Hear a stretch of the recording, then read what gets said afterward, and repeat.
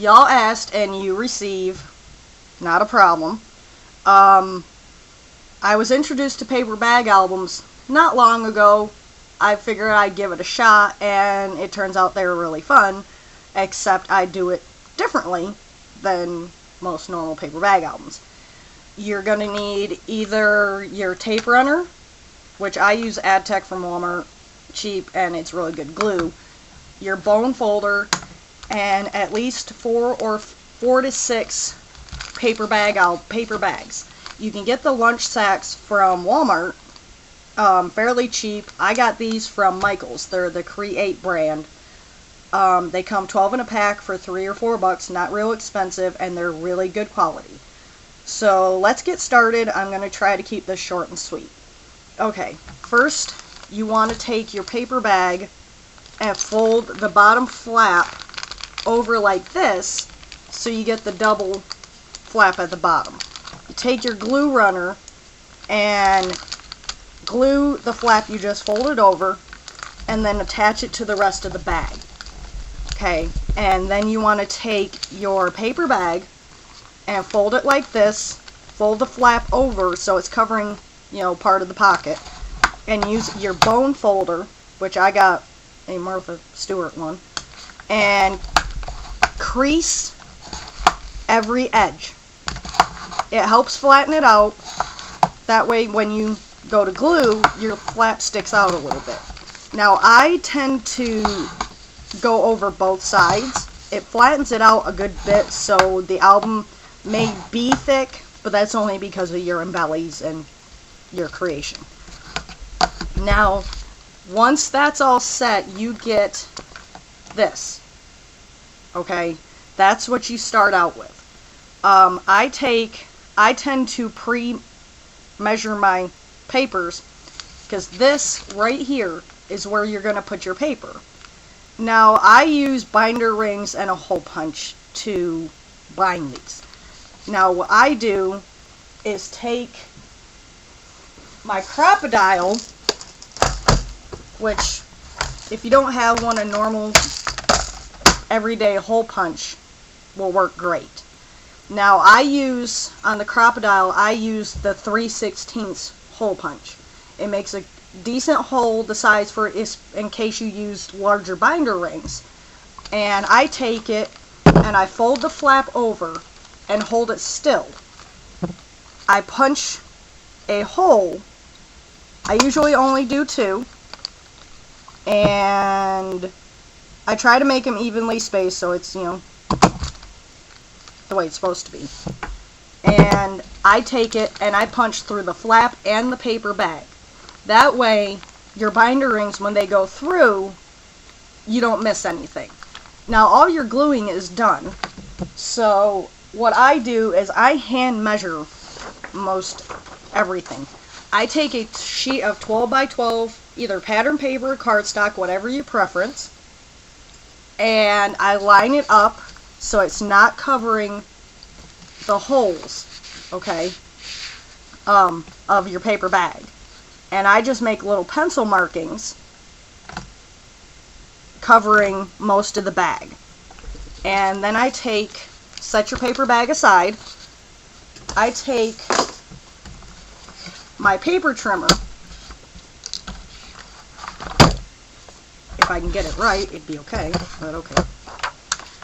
And I trim it. Now, usually you can get a good bit of, cuttings from one single sheet of 12 by 12. Once it's cut, you can either run it. I have a 5-inch Creative Stickers iron that I can use, or I take my glue runner and run it across the back of the paper. Try not to let it stick to yourself. I'm not sure we make very good layouts, but that's besides the point. And then I attach it to your paper bag. What I usually do is the flap, you don't want to leave that plain, obviously. I usually take another scrap of the same pattern paper I used on the paper bag and measure and cut and cover the flap with the same pattern paper, so it's conducive, it's all one layout. Now on this flat, once you have it covered, you can either do journaling, you can do embellies, whatever your preference is. This, where your paper will be, is going to be where you do your actual layout. Now, you can either glue it in the bag and do your layout first, and that way, while it's already on the bag, or you can do your layout prior and then attach it. I find it easier to put it on the bag and then do it. That way, it's already in there. You don't have to worry about smushing anything or damaging anything. You also have a flap, or well, pocket, and you can make a same size layout as what's on the front where you put your original layout, or you can do tags or put pictures in there, or so on and so forth. Now, what you want to do for the middle pages is do the same thing over again. You know, fold it up, crease it, so on and so forth, glue your flaps, all that, you know, good, happy fun. Okay. And then, of course, you want to, I trace the holes so they all match. That way it's not all haphazard and funny looking. And I repunch the holes with, again, the 3/16 hole punch on the crocodile, or, you know, your regular whatever. Of course, I forgot to glue that flat, but that's besides the point. Once again, you want to use this. Now, I go right over what I traced and punch the hole.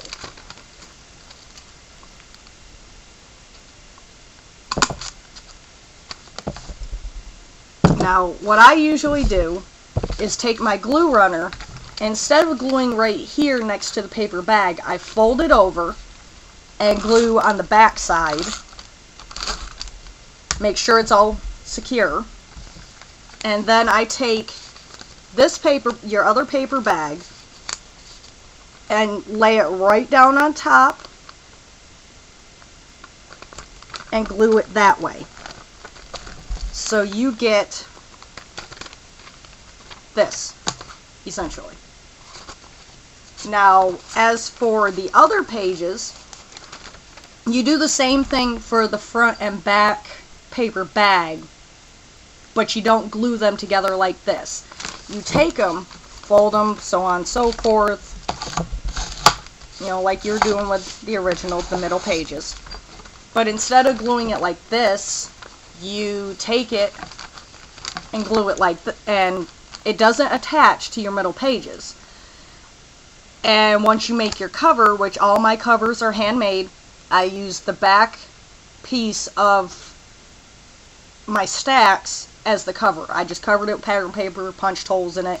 Now you attach this to that cover after you punch the holes in the cover and in the paper bag.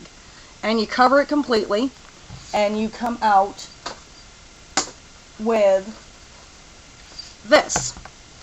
You come out with, where you see the flap, I covered this, but you see how it's glued, and the binder rings all match up. Now, this is, you know, the page that you don't glue. These are some middle pages. I haven't decorated these. I've left them as, you know, this is a gift, so she can decorate these however she wants. This is a kind of thicker book, but I've got two middle pages. But you see, you get the pockets, and you get your layouts. Now, of course, with the back cover, you do the same thing with attaching it. With the binder ring, so on and so forth, you see all the holes match up.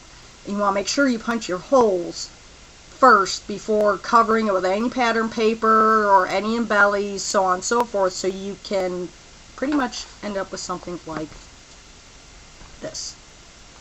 And there you go. All said and done, it took me about, I'd say 4 hours to make this. But this one's kind of elaborate. My daughter's took about 3 hours. You know, it was my first, so. But if you have any questions, feel free to email me. Not a problem.